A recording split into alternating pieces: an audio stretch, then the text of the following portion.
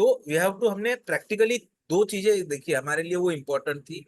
हमने अब तक क्या देखा है कि हम ये शरीर नहीं है, तो सवाल आता है हम क्या है। तो वो मैंने जवाब दिया था, पर डिटेल में जवाब अभी कृष्ण ने अभी तक दिया नहीं है, तो कृष्ण अब देने वाले हैं। दूसरा हमने देखा कि हमें किसी भी चीज से ऐसे बंधन में नहीं अड़कना चाहिए, किसी की चीज से लगाव नहीं होना चाहिए। तीसरा हमने देखा कि ईर्ष्या नहीं करनी चाहिए, क्योंकि आप ईर्ष्या करोगे तो दुख पाओगे। तो ये प्रैक्टिकल चीजें थी जो हमने देखी। अब हुआ यूं कथा में आगे कि धृतराष्ट्र ने पूछ लिया कि भाई यहाँ युद्ध के लिए सब जमा हुआ है, तो क्या हो रहा है बता दो संजय। तो संजय अब वो बताते हैं कि कैसे वहां पर दुर्योधन भी थे, और दुर्योधन ने अपनी सेना देखी है, और सेना का मनोबल बढ़ाने के लिए उसने हर एक से बात की। उसके बाद क्या हुआ कि पांडवों की तरफ से फिर क्या हो गया, शंखनाद हो गया। अब वो इतना ज्यादा था कि दुर्योधन थोड़ा सा डर गया। और वो सब होने के बाद बताया जाता है कि अर्जुन ने देखा कि युद्ध शुरू करने के पहले मैं देखना चाहूंगा कि युद्ध के लिए कौन जमा हो रहा है। और वो बोलकर अर्जुन का रथ कौन चला रहे थे, तो भगवान श्री कृष्ण चला रहे थे। तो वे भगवान श्री कृष्ण को बोलते हैं कि है कृष्ण, कृपया मेरा रथ जो है वो दोनों सेनाओं के बीच में लेके जाओ, सेनयो उभयो मध्य। और फिर कृष्ण भी क्या करते हैं, एक्चुअली उनका रथ वहां पर लेकर जाते हैं। और वहां पर फिर जब वो देखते हैं कि उनके सामने लड़ाई के लिए उनके स्वयं के सगे संबंधी है, उनके शिक्षक है, उनके बड़े बुजुर्ग है, तो वे थोड़ा सा सोच में पड़ जाते हैं कि मैं ये युद्ध करूं या ना करूं। जैसे हमारे मन में भी कई बार ये समस्या निर्माण हो जाती है, आज क्लास है, कुछ लोग आने नहीं वाले, मैं जाऊं या नहीं जाऊं, अकेले जाऊं या किसी को साथ में लेके जाऊं, अकेले जाऊंगी तो क्या होता है ना। फिर हम सोचते हैं अरे कोई और साथ में आ जाए तो अच्छा रहेगा। ये प्रैक्टिकल होता है, अभी जाऊं या बाद में जाऊं, ये भी सवाल आ जाता है। तो हमारी भी स्थिति अर्जुन के जैसी ही है। तो अर्जुन क्या करते हैं, बहुत सोचते हैं और बोलते हैं कि नहीं, मुझे ये युद्ध ही नहीं लड़ना। और युद्ध न लड़ने के लिए वे 5 कारण देते हैं। माता जी आपको पता है 5 कारण क्या है? पहला बोलता है कि ये युद्ध अगर मैं किसके खिलाफ लड़ रहा हूँ, अपने ही परिवार वालों के खिलाफ। ओके। और दूसरा वो बोलता है कि इस युद्ध से अगर मैं सब कुछ जीत भी जाऊंगा हम्म। तो ये तो लोग रहेंगे नहीं जिनके साथ मैं एंजॉय कर, मतलब जिनके साथ मैं ये भोगना चाहता हूँ। हाँ। तो फिर जीत करके फायदा क्या। ओके। और क्योंकि ये युद्ध में बहुत सारे लोग मारे जाएंगे, हम्म। तो वो वर्ण संकर भी आ जाए, हो सकता है, हम्म। वो भी नहीं होना चाहिए। ओके। और और अपने नियरली सब कंप्लीट कर रहे हैं, एक ही बाकी रह गया अभी। मतलब मैं भूखा रह जाऊंगा, ये मैं भूख मांग के खा लूंगा। यस।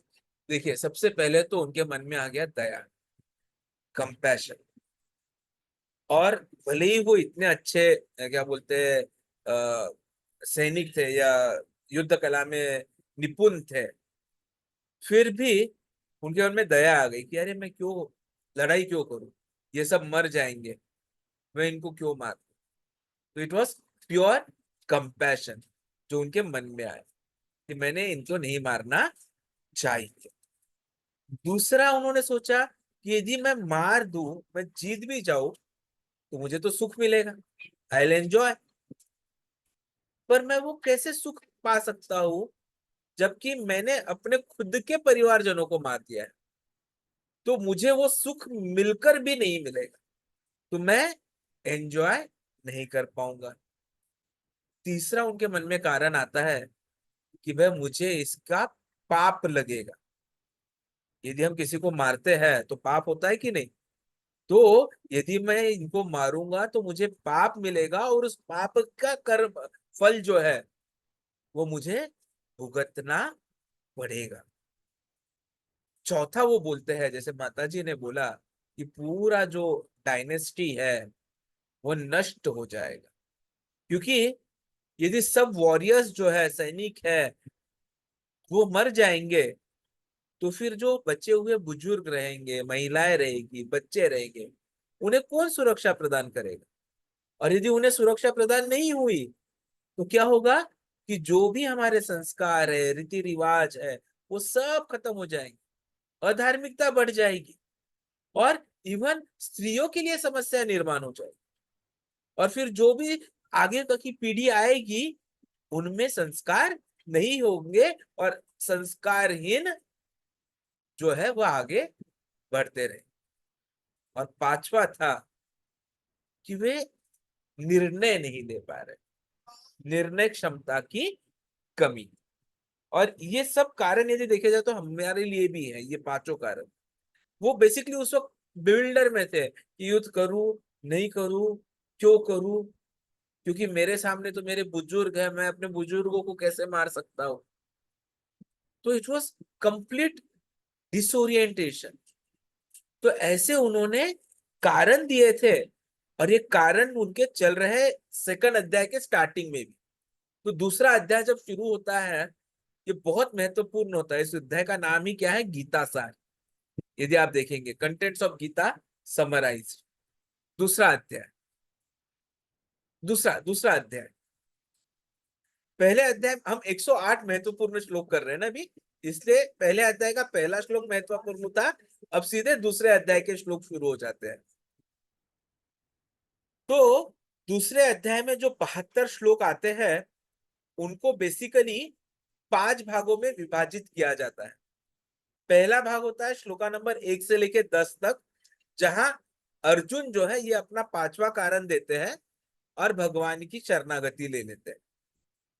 दूसरा भाग जो आता है वो होता है 11 से लेके 30 तक, जहां पर अब कृष्ण उन्हें समझा रहे हैं, ज्ञान की बातें बताएंगे, और ज्ञान की बातें बताकर अर्जुन को बोलेंगे कि तू लड़ाई कर। फिर तीसरा भाग आता है, वो 31 से लेके 38 तक है, जहां पर कर्म की बातें बताएंगे कृष्ण, और बोलेंगे कर्म कांड के हिसाब से तुझे लड़ना चाहिए। उसके बाद में फिर 39 से 53 आता है, जहां पर बुद्धि योग की बात होती है, और कृष्ण बोलते हैं बुद्धि योग के हिसाब से भी तुम्हें लड़ना चाहिए। और फिर आखिर में पांचवा भाग आता है 54 से लेके 72वें श्लोक तक, जहां पर कृष्ण बोलते हैं कि आपको स्थित प्रज्ञ होना चाहिए, समाधिनिस्थ होना चाहिए, और वह कैसे होगा, उसके लिए लड़ो। तो अभी आज जो हमारा श्लोक है वो दूसरे अध्याय के पहले भाग में से आता है, 1 to 10 में के। तो अब ये पहले भाग का ये श्लोक जो हम करने वाले, 2 श्लोका इसमें से आते हैं। 2.7 हमारा आज का श्लोका है।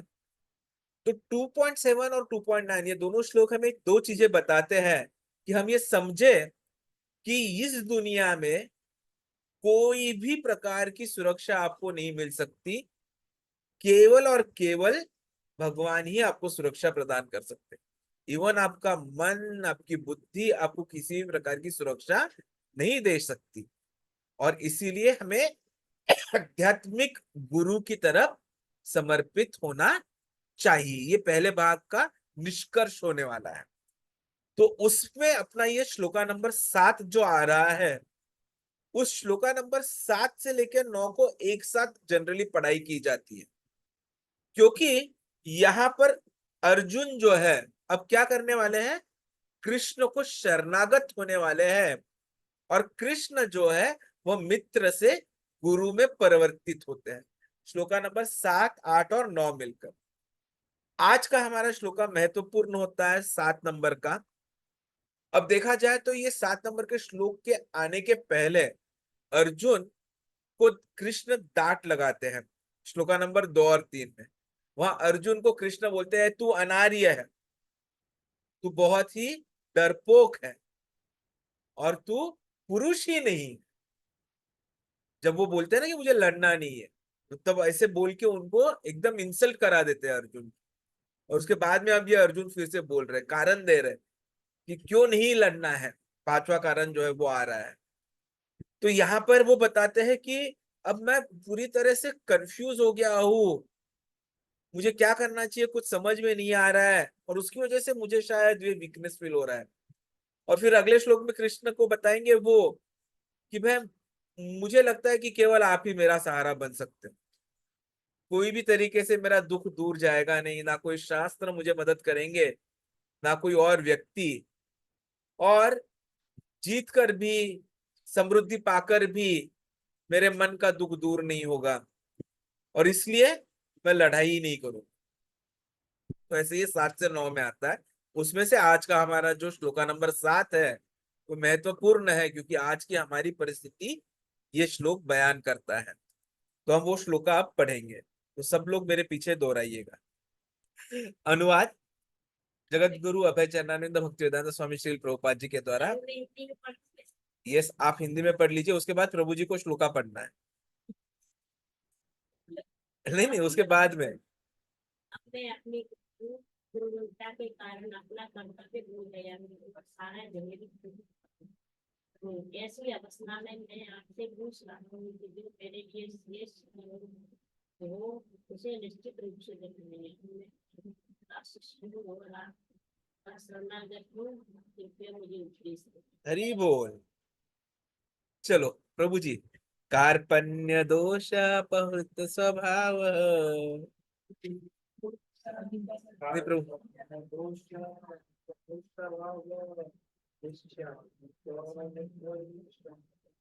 चेता यच्छ्रेयसात् निश्चितं ब्रूहि तत् मे। शिष्य देहं शादि मां प्रपन्न। हरि बोल। हरे कृष्ण। ओम अज्ञानतिमिरान्धस्य ज्ञानाञ्जनशलाकया चक्षुरुन्मिलितं येन तस्मै श्रीगुरवे नमः। श्रीचैतन्यमनोभीष्टं स्थापितं येन भूतले स्वयं रूप कदा मह्यं ददाति स्वपदान्तिकं। वन्देऽहं श्रीगुरो श्रीयुतापदकमलं श्रीगुरून् वैष्णवांश्च श्रीरूपं साग्रजातं सहगण रघुनाथान्वितं तं सजीवं साद्वैतं सावधूतं परिजनसहितं कृष्ण चैतन्य देवं श्री राधा कृष्ण पादान् सहगण ललिता श्री विशाखान्वितांश्च। नमः ओम विष्णुपदाय कृष्ण पृष्ठाय भूतले श्रीमते भक्ति वेदांत स्वामी निति नामिने। नमस्ते सरस्वती देवे गौरवाणी प्रचारिणे निर्विशेषा शून्यवादी पाश्चात्य देश तारिणे। वाञ्छाकल्पतरुभ्यश्च कृपा सिन्धुभ्येव च पतितानां पावनेभ्यो वैष्णवेभ्यो नमो नमः। जय श्री कृष्ण चैतन्य प्रभु नित्यानंद श्री अद्वैत गदाधर श्रीवासादि गौर भक्त वृंद। हरे कृष्णा कृष्णा कृष्णा हरे हरे, हरे राम राम राम हरे हरे। हरे कृष्णा कृष्णा कृष्णा कृष्णा हरे हरे, हरे राम राम राम हरे हरे। हरे कृष्णा कृष्णा कृष्णा कृष्णा हरे हरे, हरे राम राम राम हरे हरे। हरे कृष्ण। तो यहाँ पर इस श्लोक में दो चीजें महत्वपूर्ण आने वाली है कि शरणागत होने का कारण क्या है। ये प्रादर्श, ये जो इसका जो कारण है वो यहाँ पर एकदम क्लियरली बताया जाएगा। पहला, हम या अर्जुन, जहां पर अर्जुन की बात करेंगे हम, अपने कर्तव्य के बारे में द्विधा मनस्थिति में, क्या करना चाहिए समझ में नहीं आ रहा था। और दूसरा, ऐसी जब स्थिति होती है तो हमारा जो मन है वो इतना विचलित हो जाता है कि हमें अपने आप कमजोरी महसूस होने लगती है। और वो भी कैसे? कार्पण्य दोष। कार्पण्य मतलब मारवाड़ी कैसे होते हैं? कंजूस। तो कार्पण्य का मतलब होता है कंजूस की तरह हमें वह दोष महसूस होता है। तो इस श्लोक में हम शुरुआत करते हैं कि यदि हम जब तात्पर्य पढ़ेंगे तो हम वो देखेंगे कि वहां पर प्रभुपाद जी हमें क्लियरली बता रहे हैं कि कैसे यह बहुत जरूरी है कि प्रकृति के जो नियम होते हैं वह अपना कार्यकलाप जो है वो प्रायः जिस हिसाब से होना चाहिए उस हिसाब से करते रहते हैं। लेकिन जो कुछ भी होते रहता है उसकी वजह से हम चिंताग्रस्त होते रहते हैं। पग पग पर हमें उलझन मिलती रहती है। पदे पदे विपदम, ऐसा संस्कृत में एक श्लोक आता है, उसमें ये आता है। और यदि हम विपदा में घिर जाए तो हमें किसी ना किसी की सहायता लगती ही है। ऐसा कभी नहीं हो सकता कि हम स्वयं किसी विपदा से बाहर आ सके। तो हम किसकी सहायता ले, यह बहुत महत्वपूर्ण है। यदि हम गलत किसी चीज की या गलत किसी इंसान की सहायता ले तो और समस्या बढ़ती। उदाहरण के लिए, कई बार हमें लगता है कि हम जीवन में असफल होते हैं, तो प्रायः हम देखते हैं कि जो कमजोर होते हैं लोग, वो क्या करते हैं, कोई शराब पीने लगता है, कोई सिगरेट पीने लगता है। तो जो गलत काम है उन कामों के प्रति वे बढ़ते रहते हैं, और उसका असर ये होता है कि क्या वो समस्या से, दुख से बाहर आते हैं और बड़ी समस्या में चले जाते हैं। अब हमें कई बार लगता है कि एक दूसरे से हमें बातचीत करनी चाहिए, हम बातचीत नहीं कर पा रहे, ये समस्या है। तो समस्या का निजात करने के लिए मोबाइल फोन इस्तेमाल करने लगे। तो मोबाइल फोन से समस्या निर्माण जो हुई थी वो सॉल्व हुई या और बढ़ गई? और बढ़ गई। क्योंकि अब क्या हो रहा है कि रेडिएशंस की वजह से कैंसर हो रहा है, और मोबाइल फोन की वजह से हम जो है पूरा टाइम सिर्फ मोबाइल फोन में बात देखते रहते हैं। एक जस्ट बात चल रही थी हमारे ऑफिस में, तो एक जन बता रहे थे कि वो घर गए थे काम होने के बाद, और खाना खाने बैठ गए टेबल पे। और खाना खाने बैठ गए और वो अपना चपाती और दाल खा बनाया था बीवी ने, तो वो खा रहे। तो वो देख रहे कि यार इसको स्वाद ही नहीं आ रहा है। तो उन्होंने सीधे चिल्लाना शुरू कर दिया बीवी पे कि ये कैसी दाल बनाई है, ना नमक है ना मिर्ची है, क्या क्या बनाते हो खाना। उनकी बीवी उन पर चिल्लाने लगी, पहले अपना वो मोबाइल बाजू में रखो, कब से देखे जा रही हो तुम पानी में रोटी मिलाकर खा रहे हो। ये हाल है आज का। और हम एक ही घर में रहते हैं लेकिन एक दूसरे से बातचीत नहीं करेंगे, फोन कर देंगे। एक ने तो बोला कि एक दिन तो ऐसा हो गया, बोले कि मैंने खाना खा रहा था, मुझे खाना ही नहीं मिल रहा टाइम पे, तो मैंने पूछ लिया बीवी को कि तुम्हारा मोबाइल डिस्चार्ज है क्या। तो उसने बोला कि क्यों, नहीं मैंने कब से तुम्हें बोला है मुझे अचार चाहिए, तुमने अभी तक लाया नहीं है। ऐसी बातें होती है आजकल मोबाइल से। मोबाइल में पूरी तरह से हम मग्न हो गए। तो समस्या सॉल्व हुई या बढ़ गई? तो यदि आप, लोग ज्यादा मोबाइल बच्चे लोग तो और ज्यादा बिगड़ जाए। इसमें तो है जब छोटा मोबाइल वहाँ करके कोई छोटा ना उसके भागे नहीं वो ठीक था, लेकिन वो छोटे मोबाइल का भी प्रॉब्लम था, बहुत जोर से बजता था। मतलब जैसे बात सिर्फ बात होगा, इसमें तो सब कुछ खत्म। वही तो बोल रहा हूँ, यदि गलत चीज की सहायता ले। अब असली इसका असली समाधान क्या हो सकता था? दूर दूर क्यों रह रहे हो, साथ में रहो ना। सब साथ में रहेंगे तो आपको मोबाइल फोन की, दूरध्वनि की किसी की जरूरत पड़ेगी? सबको एक साथ टाइम मिले। तो यदि हम गलत चीज का मदद ले लेते हैं तो गलत और बढ़ते जाता है। इसीलिए सही चीज का सपोर्ट लेना जरूरी होता है जब भी आप किसी समस्या में हो। और इसीलिए प्रभुपाद जी यहाँ पर तात्पर्य में लिखते हैं शुरुआत में ही कि यदि आपके पग पग पर उलझन है तो यह जरूरी है कि आप किसी प्रामाणिक गुरु के पास जाए, जो जीवन के उद्देश्य को पूरा करने के लिए हमें समुचित पथ निर्देश दे। डायरेक्टर, निर्देशक, निर्देशक क्या होता है? दिग्दर्शक, जिसे मराठी में हम दिग्दर्शक बोलते हैं, या हिंदी में भी कभी कभी दिग्दर्शक बोला जाता था पहले।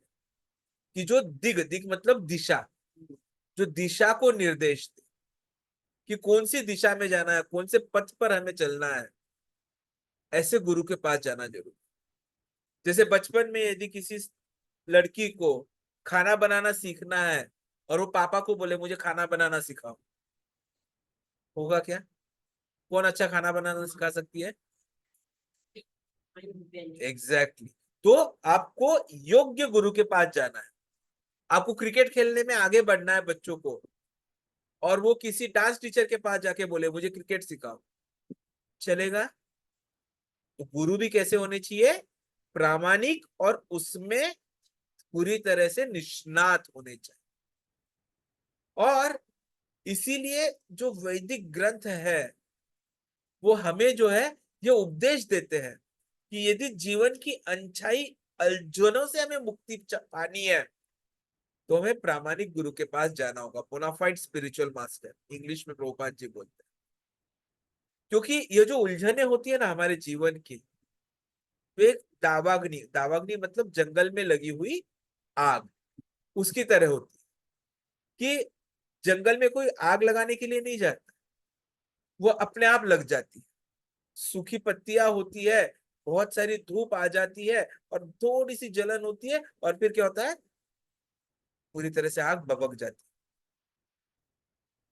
वैसा ही हमारे इस विश्व में हमारी स्थिति ऐसी है कि हम नहीं चाहते कि हमारे जीवन में कोई उलझने आए, ना कोई हमें उलझने देता है, पर उलझने स्वतः उत्पन्न हो जाती, अपने आप हो जाती है, और हम क्या हो जाते हैं, व्याकुल हो जाते हैं। और इसीलिए जीवन की उलझनों को समझने के लिए और उनका समाधान प्राप्त करने के लिए हमें जो है वो एक गुरु के पास जाना चाहिए, जिसके पास भी एक प्रामाणिक गुरु होता है, वो सब कुछ जानता है, और वह मनुष्य को भौतिक उलझनों में न रहकर भगवान की तरफ जाने के लिए मार्गदर्शन करा सकता है। और यही इस श्लोक में आ रहा है, क्योंकि ऐसा कोई व्यक्ति नहीं है जो भौतिक उलझनों से पीड़ित ना हुआ हो, जिसके पास जीवन में कोई समस्या ना हो। इनफैक्ट तात्पर्य में प्रभुपाद जी बृहदारण्य के उपनिषद से एक श्लोक लेते हैं जो एक व्याकुल मनुष्य का वर्णन करते हैं। मैं वो श्लोक पढ़ना चाहूंगा। यो वा इत्तत अक्षरम कार्य विदित्व अस्मान लोकात प्रेते ही सकृपन। तो यहाँ कृपन शब्द आता है, मतलब जो जीवन की समस्याओं को हल नहीं करता या आत्म साक्षात्कार के विज्ञान को समझे बिना जो जीव जंतु होते हैं, बाकी जो जानवर होते हैं, उनके भांति संसार त्याग कर चला जाता है। तो इसलिए हमें भी उस हिसाब से हमारे जीवन को बनाना है कि हम उस प्रकार ना बने, हम कृपण ना बने, माइजर ना बने। तो कैसे नहीं बनना है हमें? तो सबसे पहले कि ये जो जीवन है, मनुष्य जीवन, ये बहुत महत्वपूर्ण, ये समझ लेना हो। दूसरा, हमारे जीवन को भौतिक जरूरतों के पीछे वक्त देकर बर्बाद नहीं करना है कि मेरा परिवार, मेरे बच्चे, मेरे बीवी वगैरह, क्योंकि जानवर भी वही कर। और तीसरा, जो त्वचा का रोग है उससे हमें बचना है। त्वचा का रोग मतलब क्या? कि यह सोचना कि मैं अपने परिवार की रक्षा कर रहा हूं, या यह सोचना कि परिवार मेरी मृत्यु से रक्षा करते। और त्वचा का ही रोग बोला जाता है कि हम जानवरों के भांति इस शरीर को त्याग। तो हमें ऐसे नहीं बनना। तो हमें बनना क्या है? अथतो ब्रह्म जिज्ञासा। हमें यह समझना है कि हमें यह शरीर क्यों मिला है, हम इस शरीर में क्यों आए, ब्रह्मांड क्या है, सत्य क्या है, और उस सत्य की खोज की राह पर चल पड़ना। और तभी हम जो है वो ब्राह्मण बनने की तरफ बढ़ सकते हैं।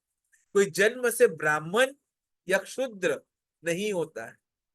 ब्राह्मण मतलब वह इंसान जो अपनी बुद्धि का इस्तेमाल करे, ना कि शरीर के लिए, बल्कि ये शरीर की जो चार महत्वपूर्ण बीमारियां है, समस्या है, उनसे बाहर निकलने के लिए। कौन सी समस्या चार है महत्वपूर्ण?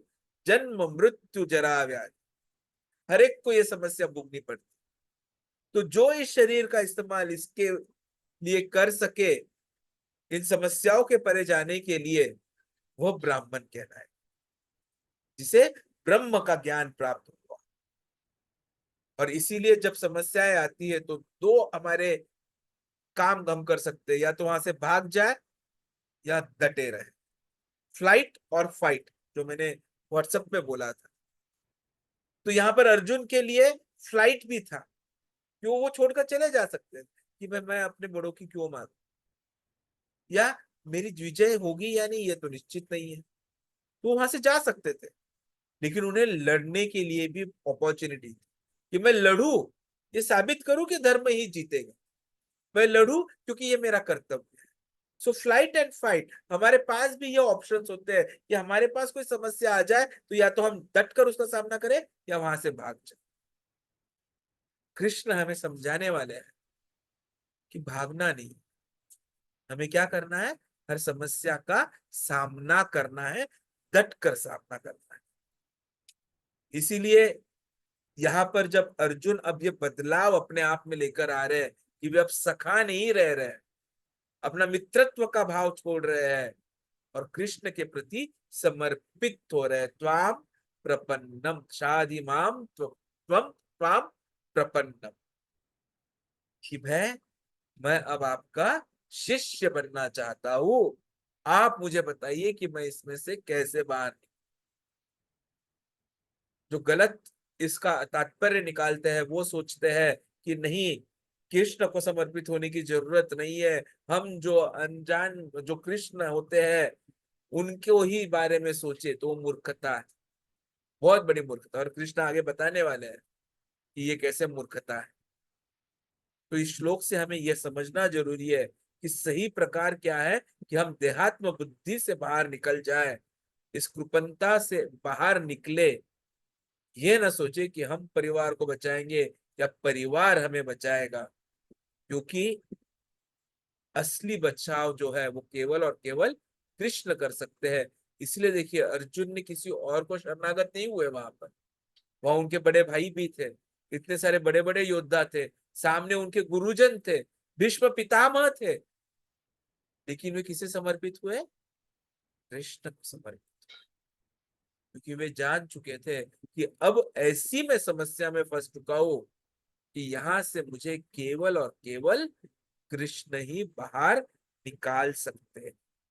और इस शरणागति का ही यह परिणाम था कि अर्जुन जो है वो श्रेष्ठ धनुर्धर बने। नहीं तो देखिए, धनुर्विद्या में आपके कर्ण भी निपुण थे, एकलव्य भी निपुण था, और अर्जुन भी निपुण था, लेकिन श्रेष्ठतम कौन बने, अर्जुन बने।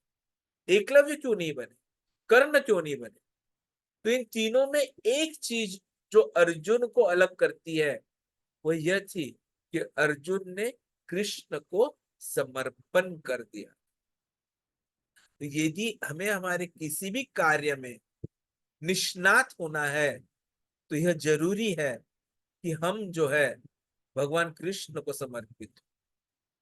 अब सवाल ये उठता है कि तब तो ठीक है, भगवान कृष्ण अर्जुन के सामने थे, अब यहाँ तो कोई कृष्ण दिख नहीं रहा, तो हम क्या करें? तो कृष्ण जो थे, जो है वो बहुत ही दयालु। कृष्ण कलयुग में भी हमारे साथ है। कलयुग में कृष्ण हमारे साथ, कृष्ण नाम कृष्ण अवतार, कृष्ण नाम के रूप में कृष्ण अवतार ले चुके हैं, और इसीलिए हम जप करते हैं। दूसरा, गुरु कृष्ण नाही अन्य, कि गुरु और कृष्ण में कोई अंतर नहीं है। तो आपके गुरु भी जो है वो कृष्ण के भांति ही आपको पूरा ज्ञान देने वाले हैं, तो गुरु को समर्पित होइए और उनकी आज्ञा का पालन कीजिए। और तीसरा, हमें एक्चुअली उनका दर्शन हो सके, इसलिए कृष्ण जो है वो विग्रह रूप में आते हैं।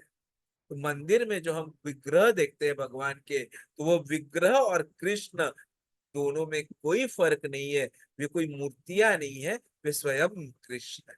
और इसीलिए उनकी प्राण प्रतिष्ठा की जाती है। जैसे भी राम मंदिर में क्या हुआ, प्राण प्रतिष्ठा हुई। पहले वे मूर्ति थी, लेकिन अब उनमें भगवान के स्वयं प्राण प्रतिष्ठा की। तो इस प्रकार तीनों प्रकार से कृष्ण हमारे साथ अभी भी है, तो हमें उनको पूरी तरह से शरणागत होना है। और जैसे अर्जुन आगे समस्याओं से उसकी वजह से बाहर निकलेंगे, वैसे हम भी बाहर निकलेंगे। तो इन तीनों में से जो सबसे आसान है, जिसके लिए कहीं आना जाना नहीं पड़ेगा, वो क्या है? कृष्ण नाम, कृष्ण अवतार। और इसीलिए कृष्ण नाम का जप करते रहना। और इवन आप कली संतरण उपनिषद देखेंगे, चैतन्य चरितामृत देखेंगे, तो उसमें भगवान को प्राप्त करने का तरीका यही बोला गया है। हरे नाम हरे नाम एव केवलम, कलौ नास्तेव नास्तेव नास्तेव गतिरन्य। ताकि कलयुग में कोई और तरीका नहीं, कोई और तरीका नहीं, कोई और तरीका नहीं, हरि का नाम, हरि का नाम, हरि का नाम। 3 बार देखिए स्ट्रेस करके बोला गया। और इसीलिए हमें भी जो है आइडियली सिर्फ कीर्तन ही नहीं करना है, तो जब भी करते रहना है। जब हम जब करते हैं तो जो परमात्मा हमारे साथ होते हैं, उस परमात्मा के साथ हमारा जो रिश्ता है वो और गहरा होता चला जाता है। और हम जो इधर उधर देख रहे, धीरे धीरे उनको देखने लगते हैं। और जब हम उनकी शरणागति ले लेते हैं, तो वो सोचते हैं चलो ये अभी सुधर गए हैं, अब इन्हें मुझे वापस गोलोक लेकर ही जाना पड़ेगा, अब मैं उनको यहाँ नहीं रख सकता। और इस प्रकार हमारे जीवन का जो अंतिम उद्देश्य है कि हम कृष्ण प्रेम को प्राप्त करें, राधा रानी की सेवा करे, कृष्ण की सेवा करे, वो हमें प्राप्त हो सकता है। और इसलिए आज मैं आप सबसे विनती करना चाहूंगा कि हर सेशन में अगले हफ्ते से हो सके तो जब माला साथ में लेके आइए। हम एक माला जब प्रभुपाद जी के साथ करेंगे, उनके ऑडियो वीडियो के साथ। तो अपने आप वह जो मंत्र का जो जादू होता है ना, वो हो जाएगा। और हमारा हृदय जो है वो परिवर्तित होकर उसमें ज्ञान जो है वह सही प्रकार से आ पाए। हरे कृष्ण। वांछा कल्पतरुभ्यश्च कृपा सिंधुभैर्वच पतितानां पावनेभ्यो वैष्णवेभ्यो नमो नमः। हरे कृष्ण। आप में से किसी के कोई प्रश्न आज के श्लोक पर,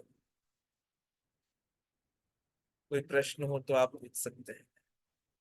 ये बहुत आसान श्लोक था। मेरा एक हाँ। जय माता जगती वंश हरि बोल। तो हाँ। मैं वो छोड़ती नहीं, तो फिर मैं ये माला यस। तो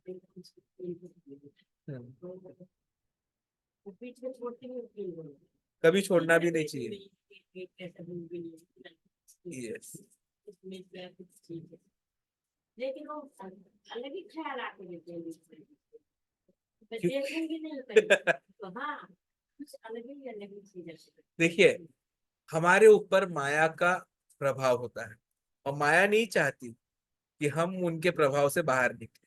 इसलिए माया हर प्रकार की कोशिश करेगी कि आपको बाहर निकलने ही ना दे।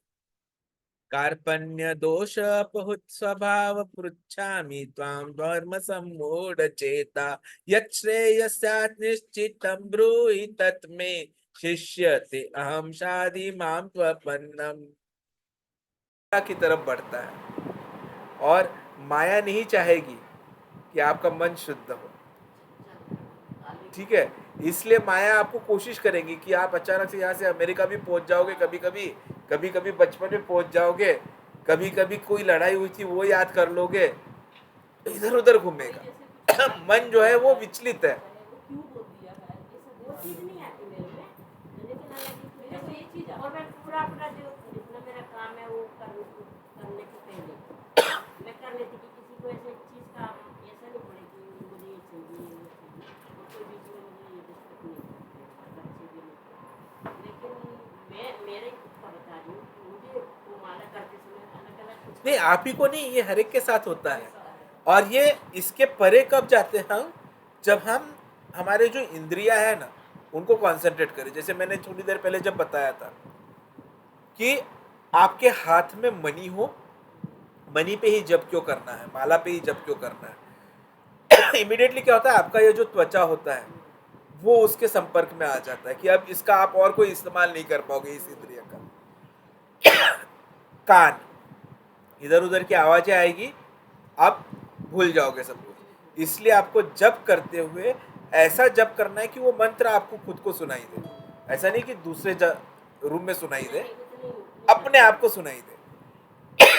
तीसरा होता है जिह्वा, उसको आपने जगा लिया काम पे, ये भाई बोल अब तू, वो कुछ और बोलेगी नहीं। फिर आती है आपकी आंखें, आंखें बंद करो तो कुछ भी, मतलब बहुत कुछ बंद आंखों के सामने बहुत कुछ शुरू हो जाता है। लेकिन जब करने के तरीके में बोला जाता है कि आंखें बंद नहीं करनी है, और खुली रखोगे तो फिर तो सब कुछ चुरी रहेगा।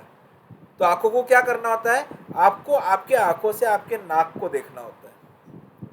तो आप जब इस अवस्था में जब करते हो, हरे कृष्णा कृष्णा कृष्णा हरे हरे, हरे राम राम राम हरे हरे, और हर एक शब्द को जब आप सुनते हो, हर एक शब्द को, पूरे मंत्र को नहीं, मंत्र के हर एक शब्द को सुनना है। तो जब आप ऐसा करते हो ना, तो धीरे धीरे आप, पहले स्टार्टिंग में मन जाएगा उधर, तुरंत मन को बोलना है उधर मत जा, इधर आ। प्रभुपाद जी को भक्ति सिद्धांत सरस्वती ठाकुर, जो प्रभुपाद जी के टीचर थे, वो बोलते थे कि रोज सुबह उठने के बाद 1000 झाड़ू मारो मन को, और रात को सोने के पहले।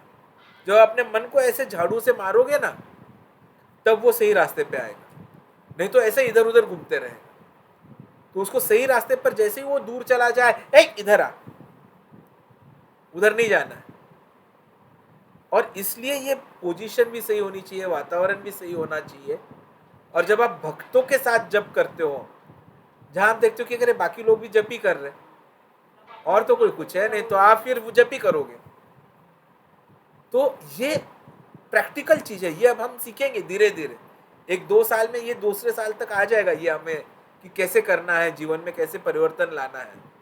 अभी तो शुरुआत है, अभी तो जैसा चलता है चलने दो, अपने आप वो शुद्धि आएगी। मंत्र का भी प्रभाव होता है ना, हर चीज का प्रभाव होता है। तो इनफैक्ट साइंस भी यही बोलता है। अभी आपके इंदौर के आईआईटी में रिसर्च हुआ कि ओंकार का कुछ प्रभाव होता है क्या। ओम, ओंकार मतलब ओम, ओम। तो उन्होंने पाया कि जब ये ओम बोला जाता है, तो जो ब्रेन के वेव्स होते हैं वो फर्क हो जाते हैं। तो इतना मंत्रों में शक्ति होती है। और वहीं पर फिर ये हरे कृष्णा मंत्र के बारे में भी रिसर्च शुरू हुआ। तो उन्होंने देखा कि जो लोग हरे कृष्णा मंत्र कर रहे हैं उनका स्ट्रेस लेवल कम है, और जो नहीं कर रहे उनका स्ट्रेस लेवल ज्यादा है। एक ही प्रकार के काम करते हो। तो मंत्र के हर एक मंत्र का मतलब ही वो होता है, मनः त्रायते इति मंत्र, कि जो मन को त्राय ले, मतलब मन की दुविधाओं को दूर कर दे, कष्टों को दूर कर दे, उसे मंत्र बोलते हैं। तो इसीलिए वो मंत्र बोलते हैं। तो उस मंत्र का प्रभाव ऐसा होगा कि अपने आप उसमें रुचि आएगी, निर्माण आएगी। और फिर उसको सपोर्ट करने के लिए हम क्या करते हैं कि भक्तों के संग में करो, एसोसिएशन। उसको और सपोर्ट करने के लिए क्या करते हैं हम, ग्रंथों का पठन करो, कि भाई पढ़ाई करो, जैसे अभी हम भगवत गीता पढ़ रहे हफ्ते में 1 दिन। फिर उसको और सपोर्ट करने के लिए हम क्या करते हैं कि भाई आप केवल कृष्ण प्रसाद खाओ, क्योंकि आप जो चीज खाते हो उसका प्रभाव आपके ऊपर पड़ता है। जैसे कल एक मैं लेक्चर सुन रहा था कि यदि कोई मम्मी है बच्चे को बोर्नविटा बना के पिला रही है, लेकिन बोर्नविटा बनाते हुए यदि वो सोच रही है अरे साल भर तो इसने पढ़ाई की नहीं, अब परीक्षा है आज, अब क्या करेगा बोर्नविटा पीकर भी, क्या होगा, तो वो सब सोच जो है ना, उस हिसाब से उसको शक्ति जाएगी। तो इसलिए आप क्या सोचकर वो खाना बनाया, किसने वो खाना बनाया, उसका प्रभाव आप पर होता है। और इसीलिए बाहर का खाना खाने के लिए जनरली बोला जाता है कि मत खाओ, और कुछ खाना है तो केवल और केवल प्रसाद खाओ। इसलिए घर में भी खाना बनाने के बाद हम क्या करते हैं, पहले भगवान को भोग बताते हैं कि भाई भगवान आप खा लो, मतलब इसमें कुछ गड़बड़ होगी तो वो ले लो आप।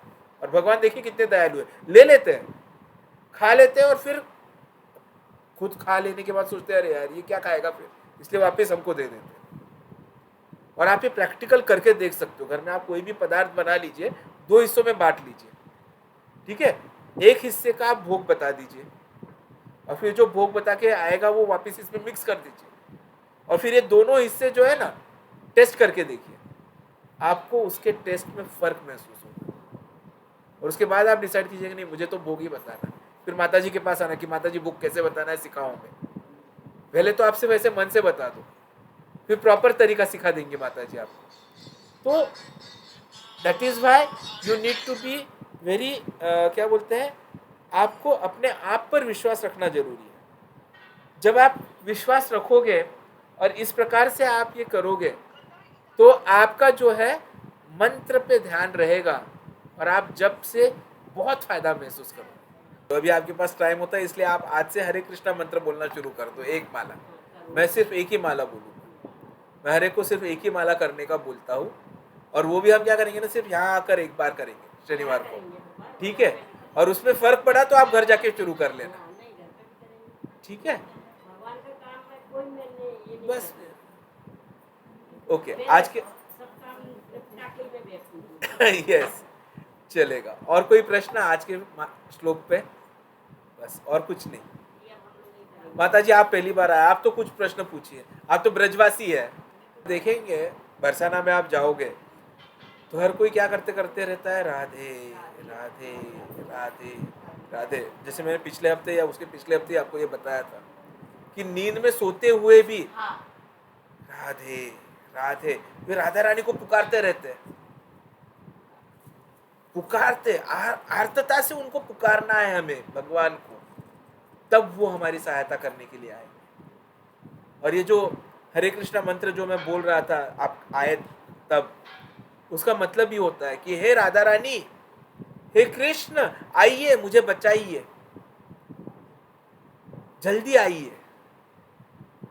तो जो मन को त्राह ले वो मंत्र, और जो सभी मंत्रों का सार बता दे वह महामंत्र। जैसे डॉक्टर हो तो बीमारियों के लिए लोग आता है कि मुझे सर्दी हो रही है, ये सर्दी की गोली लो। मुझे बुखार हो रहा है, ये बुखार की गोली ले लो। सर्दी बुखार दोनों लाई थी कि ये सर्दी की गोली लो, ये बुखार की गोली लो। ऐसा करते हैं कि हम नहीं, हम एक साथ गोली दे देते हैं कि जिससे सर्दी और बुखार दोनों गायब हो जाए। एक साल पहले तक मंदिर बहुत अच्छा लगा है माँ। प्यारा सा है, छोटा सा हमारा। बहुत सुंदर है, बहुत सुंदर है। और आप देखोगे तो पूरे रूम में हर जगह पे कृष्ण है। मैं पहले दिन जब आया वही बताया उनको कि मुझे जहाँ देख रहा हूँ मुझे सिर्फ कृष्ण ही दिखाई दे रहा है। ऐसा घर सबका होना चाहिए। मथुरा में पैदा हुए राधाष्टमी वाले दिन हरि बोल। राधा रानी नाम रखा गया था, लेकिन कुछ ऐसा तो हुआ, द्वारकाधीश मंदिर में बाढ़ आई हुई थी, उसमें गिरते गिरते बचे, तो उसी जगह पे हमारी मामी ने जीवन लता रख दिया। हरि बोल। ये राधा से ये जीवन लता है, जिंदगी दी।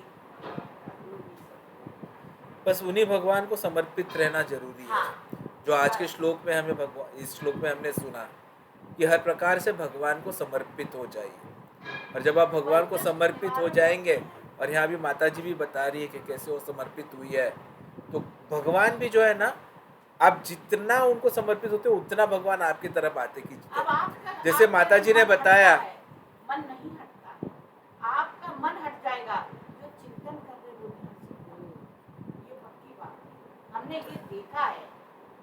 हम बेहोशी में श्री कृष्णा शरणम मम बेहोशी में बोल रहे हैं, मुझे होश नहीं है और आवाजें आ रही हैं, मेरे मन में आ रही हैं। वही मन में जो जब चलता है आपका कंटिन्यूअस, वो जरूरी है। अगर मन है, ठीक है, हम बात कर रहे हैं आपसे, सब मन तो मेरा वही पर पहुंचना बहुत जरूरी है। बहुत जरूरी। जैसे अभी माता जी ने भी एक एग्जाम्पल दिया कि आप, हम सबके घर में प्रायः लड्डू गोपाल होते ही है, हाँ, ठीक है, और हम उनको मुकुट वगैरह चढ़ाते हैं, रात को निकाल के उनको सुलाते हैं, तो कई बार भूल जाते हैं। तो यहाँ माता जी ने देखिए कैसे बताया कि गोपाल जी स्वयं अपना निकाल के रख लेते हैं। तो ये जो इंटरेक्शन है ये भी आप महसूस करते हो। जैसे हमारे यहाँ खराड़ी में जो जगन्नाथ जी है, मतलब इतने इंटरैक्टिव है, मैं बोल नहीं सकता। उनको यदि कोई चीज पसंद नहीं आ रही है ना, पहनेंगे ही नहीं, बिल्कुल पहनेंगे नहीं, आप कितना भी कोशिश कर लो। और फिर आप उनके सामने 2-3 अलग अलग ड्रेसेस रख दो, अचानक से आप देखोगे एक ड्रेस निकल जा रहा है, उनका अपना जो गांठ होती है ना वो खुल जाती है। तो भगवान, आप जितना उनको प्रेम करोगे, जितना उनके प्रति समर्पित होंगे, भगवान उतना ही आपको रिवर्स प्रेम करेंगे, उतना ही रिवर्स आपके साथ समर्पित होकर आपको प्रेम भाव देंगे। तो इसलिए आज के श्लोक के हिसाब से आप सबसे विनती है कि भगवान को समर्पित हो जाइए, और भगवान का समर्पण जपा से शुरू कीजिए, जप करते रहिए। जितना ज़्यादा आप जप करेंगे उतना हम सबको और ज़्यादा फायदा महसूस होगा। हरे कृष्ण।